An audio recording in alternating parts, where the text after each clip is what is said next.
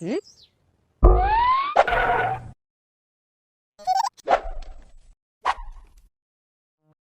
வணக்கம். பசியின் வாசிப்புகளில் கம்பராமாயணம் யுத்தகாண்டம் பகுதியில் ராவணனின் மந்திரப் படலம் தொடர்ச்சி. கும்பகர்ணன் கூறியதை கேட்டதும் ராவணன் மகிழ்ந்தான். தன் தம்பியை அன்பு பொங்க நோக்கி, தம்பி, நன்றாகச் சொன்னாய். நீ சொன்ன இவற்றையே நானும் சிந்தித்து முடிவு செய்தேன். இனி வேறு ஒன்று சிந்திப்பதும் பழுதான செயலாகும். பகைவர்களையெல்லாம் கொன்று திரும்புவோம். நமது பெரும் மரக்க சேனையுடன் இன்றே போருக்கு புறப்படுவது நல்லது என்று ராவணன் சொன்னான். ராவணன் அவ்வாறு சொன்னபோது இந்திரஜித் தந்தையை பார்த்து, அரசே, நாங்கள் பலர் பகைவரை வெல்லும் திறம் படைத்தவராய் இருக்கும் போது நீர் படையோடு சென்று அற்ப மனிதருடன் போரிட்டு வென்று திரும்புவீரோ? தலைவராகிய உமக்கு உதவாமல் விட்டு கொடுக்கின்ற எங்கள் வீரம் மிகவும் நன்றாயிருந்தது என்று சொல்லி சிரித்தான்.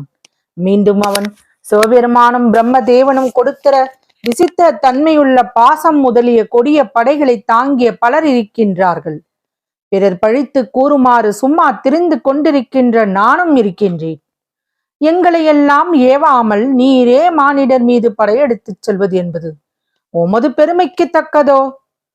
உலகக்கும் முதற் கடவுளானவரே பகையாகி வருவாரானால் அவரையும் எதிர்த்து போர் செய்து பெறுகின்ற வெற்றியை உமதாக செய்யாவிட்டால் என்னை பெற்றும் நீர் பெற்றாதவராய்வீர்.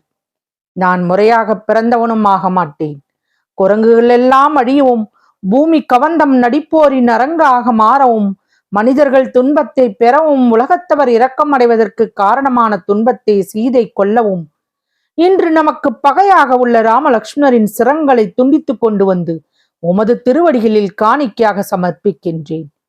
எனது வில்லில் இருந்து இடியோசையும் மஞ்சும்படி கிளம்புகின்ற கொடிய அம்புகளால் குரங்குகள் வாய் உதடுகள் கிழிய ஒரு சொல் சொல்லும் நேரமும் தாமதிக்காமல் சிதறி ஓடுவதைக் கண்டு எனது வெற்றியின் பயனை நுகர்வீராக.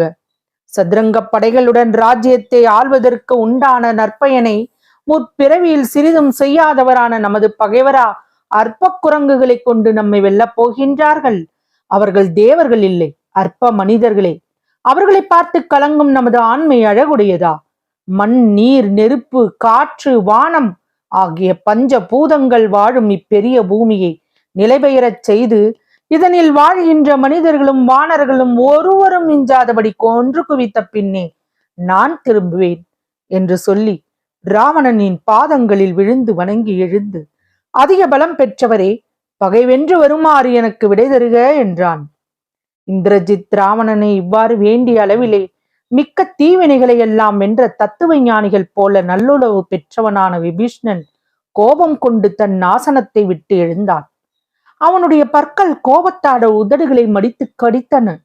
விபீஷ்ணன் இந்திரஜித்தை நோக்கி, இப்போதைக்கு ஏற்றதை கூற வேண்டும் என்ற கொள்கையை உடையவனே, சாஸ்திரத்தில் கூறியுள்ளவற்றை நுணுகி ஆராய்ந்து அறிந்தவன் போல் பேசுகின்றாய். காலத்தையும் மேலே நடக்கப் போகும் நிகழ்ச்சிகளையும் அறிவதற்கு தகுந்த கல்வி அறிவு இல்லாத சிறுவனா நீ? இப்படிப்பட்ட சொற்களை சொல்லலாமோ? இளமையில் செய்ய வேண்டிய செயல்களை பற்றி அறியாதவனே, சிந்திக்கும் ஆற்றல் இல்லாதவனும் கண் இல்லாதவனுமான ஒருவன் கை கொண்டு நன்கு வரைந்த ஓவியத்தை போன்றவையான பேச்சுக்களை பேசுகின்றாய். வயதும் குணநலன்களும் அனுபவமும் நிரம்பிய பெரியோர்கள் ஒன்று கூடி செய்கின்ற மந்திர ஆலோசனை சபையிலே நீ இருப்பதற்கு உரிமை உடையவனோ? தூய குணங்கொண்டு நியாய வழியில் செல்லும் தேவர்கள் இருக்கட்டும். அவர்களினும் வேறான அவுணர் முதலான தீயவர்கள் நல்லொழுக்கத்தால் தேவரை போல் மேன்மை பெற்றது பொய்யோ? அப்படி அவர்கள் பெற்ற மேன்மை வஞ்சனையோ அல்லது வலிமையினாலா? தர்மத்தை புறக்கணித்து தேவர்களை வெல்ல உனக்கு அமைத்த பலத்தை எண்ணி பார்த்தால் அப்பலமும் முறைகெடாதபடி நீ செய்த தவத்தினால் மகிழ்ந்தவர்கள் உனக்கு தந்த வரத்தினாலேயே அமைந்ததாகும். தீய செயல் உடையவரும் முக்கடவுள் அறியும் அடக்கி உலகையும் அரசாண்டாலும் தமது செருக்கு மிகுதியால் நல்லவருக்கு தீங்கிழைத்தால் பிறர் அழியும்படி முடிவில் அழிந்து போவார்கள். அப்படி அழியாமல் தேவரை வென்று தமது வாழ்நாள் முழுவதும் மேன்மையுடன் இருந்தவர் யார்? முற்காலத்திலும் பிற்காலத்திலும் முனிவர்களும் தேவர்களும் தீவினைகளை நீக்கி தமது தியாகத்தினால் பரமபதம் சேர்ந்தவர்கள் எத்தனை பேர் என்று நான் சொல்லுவேன். அப்படி மோட்சம் பெற்றவர்களில் யார் தீச்செயலை செய்தவர்? அறிவற்றவனே, சிறுபிள்ளைத்தனத்தால் நீ இவ்வாறெல்லாம் கூறிவிட்டாய் என்று அதட்டி கூறினான். பின்பு ராவணனை பார்த்து, அண்ணா, என் பேச்சை கேட்டு இகழாதிருப்பீரானால் நான் தெளிந்து கண்ட பொருளை கூறுகின்றேன் என்றவன் மீண்டும் தொடர்ந்து, எனக்கு தந்தை நீரே, தாயும் நீரே, தமையனும் நீரே, தவத்தினால் கண்டு வணங்குவதற்குரிய தெய்வமும் நீரே, மற்றும் உலகத்தில் மேலானதாக கருதப்படுகின்ற எல்லா பொருளும் எனக்கு நீர்தான். தேவேந்திர போகத்தை நுகரும் பெரும் பதவியை இகழ்கின்றீரே என்று மனம் நொந்தேன். ஆகவே இதை நான் சொல்லத் தொடங்கினேன். வலிமை படைத்தவரே, கற்றதனால் ஏற்படுகின்ற பெருமை ஒரு சிறிதும் என்னிடம் இல்லை என்றாலும் இப்போது நடந்துள்ள நிகழ்ச்சிகளை முழுவதுமாக சிந்தித்து அறிந்து கூறவல்ல அறிவு எனக்கு இல்லாவிட்டாலும் மந்திராலோசனையின் துணிவை அறிவதில் நான் சோர்வுபட்டவனாய் இருந்தாலும் என் வார்த்தையை கொஞ்சம் கேட்பீராக. அது கேட்ட பின் நான் சொல்லிய வார்த்தைகள் தகாதவை என்று உமக்கு தோன்றினால் என் மீது கோபம் கொள்வீராக. ஜானகி என்னும் பெயர் கொண்ட லோக மாதாவின் கற்புத்தியினால் இலங்கை முழுவதும் உனக்கு வெற்றியும் வெந்து போயின. அதை விட்டு ஒரு வானரம் சுட்டுவிட்டதென்று உணர்தல் நல்லறிவாகுமோ?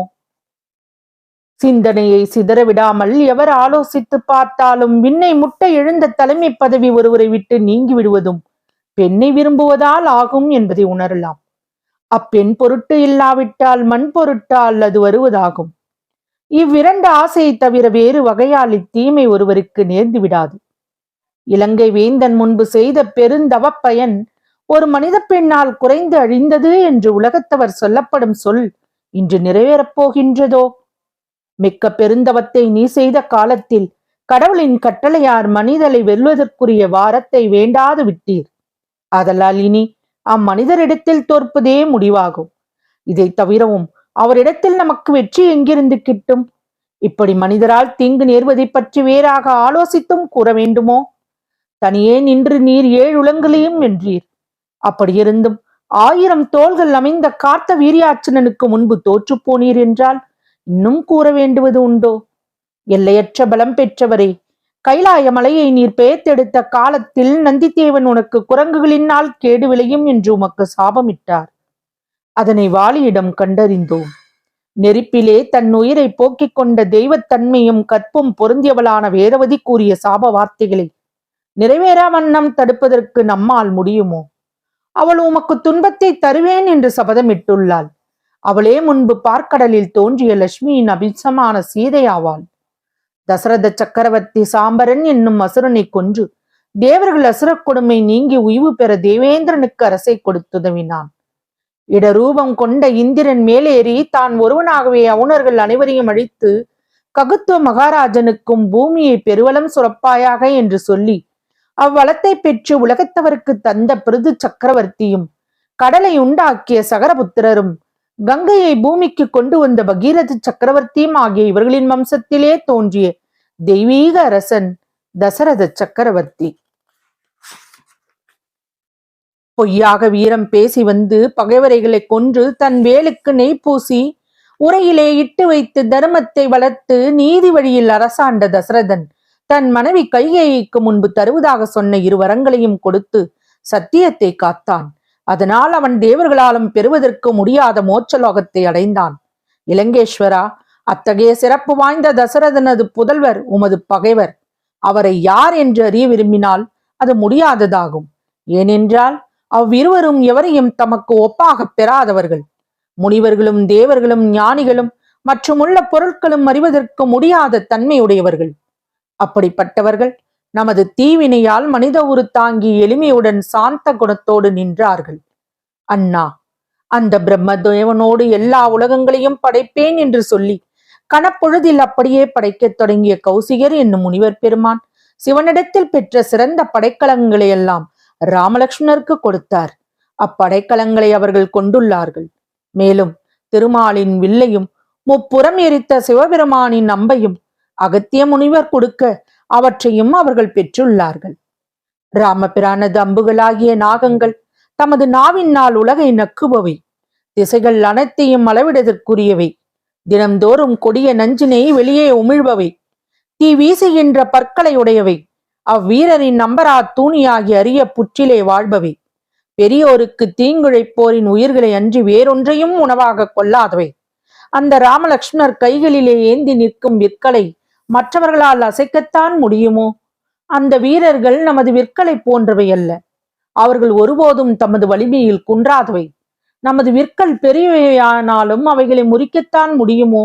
அந்த விற்கள் கற்பகமோ, மூங்கிலோ, மேருவோ? இவைகள் எதுவும் இல்லை. பெரிய மலைகளையெல்லாம் சேர்ந்து நின்றவை என்றோ? ராமரின் அம்புகளால் திருப்பார்கடலை கடைவந்தனான வாலியின் மார்பின் வலிமை ஒடுங்கிற்று. உலகை மூடி வளர்த்த 7 மரங்கள் ஒடுங்கின. கரண், விராதன் ஆகிய பெரும் மரக்கர்களின் தலைகள் துண்டிக்கப்பட்டு அழிந்தன. இனி போர் தொடங்கும் போது அவரது பகைவர்கள் அழியாது என்று நிற்பார்களோ? இதனால் தான் முனிவர்கள் எல்லோரும் இவ்விருவரே தம்மை சார்ந்தவருடன் அரக்கர்களையெல்லாம் அழிப்பார்கள் என்று உண்மையாக அறிந்து அவர்களுடன் வந்து சேர்ந்து கொள்கின்றார்கள். ஜானகி இங்கு சிறைப்பட்டிருக்கின்றாள். தொடரும். வசியின் வாசிப்புகளை சப்ஸ்கிரைப் பண்ணுங்க, லைக் பண்ணுங்க, ஷேர் பண்ணுங்க, உங்க கருத்துக்களை கமெண்ட்ல பதிவு பண்ணுங்க. நன்றி.